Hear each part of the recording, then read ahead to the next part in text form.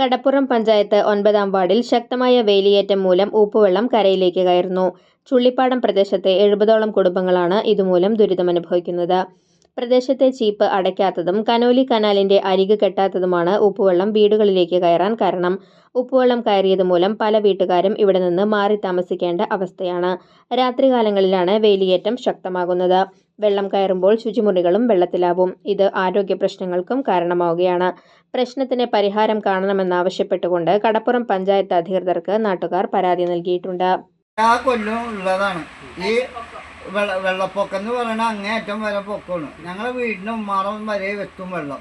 പിന്നെ റോഡാണ്, അതണ്ട് കവിഞ്ഞു പോവില്ല.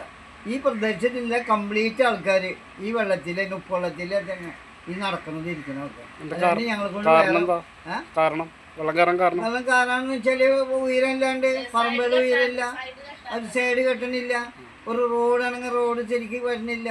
അപ്പം അതുകൊണ്ടുള്ള ബുദ്ധിമുട്ടാണ് ഞങ്ങൾക്കുള്ളത്. അല്ലാണ്ട് വേറൊരാൾ ഒന്നും ഞങ്ങൾക്ക് തരണ്ട. ഞങ്ങൾക്ക് വെള്ളക്കെട്ടൊന്ന് കുറഞ്ഞ് കിട്ടിയാൽ മതി. എത്ര കുടുംബങ്ങളുണ്ട് ഇവിടെ? ഇവിടുന്ന് ഒരു 75 വീടുകളുണ്ട്. കംപ്ലീറ്റ് വെള്ളത്തിൽ തന്നെയാണ്, യാതൊരു സംശയം കണക്കാക്കണ്ട.